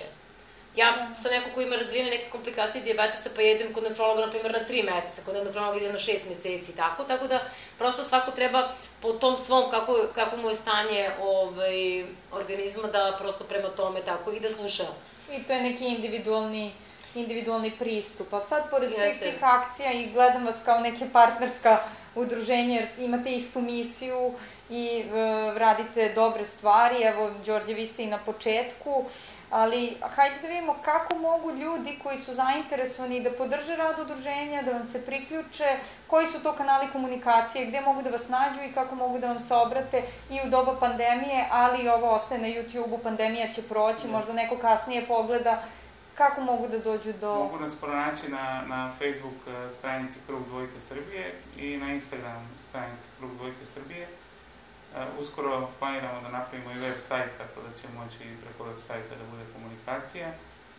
Ono što je bitno, što ste rekli, to je baš ta saradnja između udruženja je jako bitna po meni, zato što imamo tu istu misiju. Cilj nam je da širimo sve, da što više ljudi saznaju o komplikacijama i o samoj bolesti, tako da mislim da ako radimo svi zajedno još jače, još bolje, da će se stanje u zemlji popraviti, pošto trenutno, na primjer, po nekim podacima, godišnje jedna beogradska arena, znači oko 20.000 ljudi oboli od dijabetesa tipa 2. Godišnje? Hajde da bolje punimo arene sa nekim pevačima i idemo na nekim koncertima, a ne dijabetesom.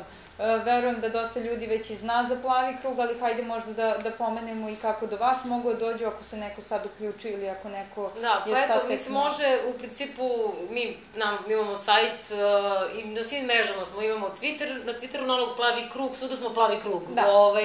Facebook stranice, imamo 5-6 grupa, podeljeno po oblastima, Instagram, tako da imamo mail adresu, mislim prosto office@plavikrug.org, mogu da se javi, ima broj telefona, dostupni smo 24 sata, tako da nije nikakav problem, mogu da nas slobodno kontaktiraju. Hvala vam najlepše. Evo, volela bih da zaključimo ovu diskusiju. Đorđe, vi kao i organizator, evo i ja vam u ime osoba i sa dijabetesom i njihovih porodica, samo mogu vam se zahvalim što ste organizovali ovakva 2 panela, prvo i sa stručnjacima, drugo i sa Plavim krugom. Možete li vi neku ključnu poruku da pošaljete onima koji nas gledaju? Mogu. Pre svega ja bih da se zahvalim vama i svim gostima, vama Bojana i gospodinu profesoru Laliću i doktoru Konu. A poruka koju bih poslao je da ljudi pre svega moraju da brinu o sebi i što se tiče našeg udruženja, mi jesmo Krug Dvojke Srbije, ali smo spremni svakoga da primimo u taj naš krug i ako smo dvojka, nama je naša bolest na prvom mestu i gledamo da menjamo stanje stvari u našoj zemlji Srbiji. Hvala vam. Hvala vam, dragi gledaoci, ovim putem vas pozdravljamo i hajde da se ne vrtimo u krug, već da, kao što i kaže sam naziv ove kampanje, da pokrenemo krugove zarad nečeg dobro. Doviđenja.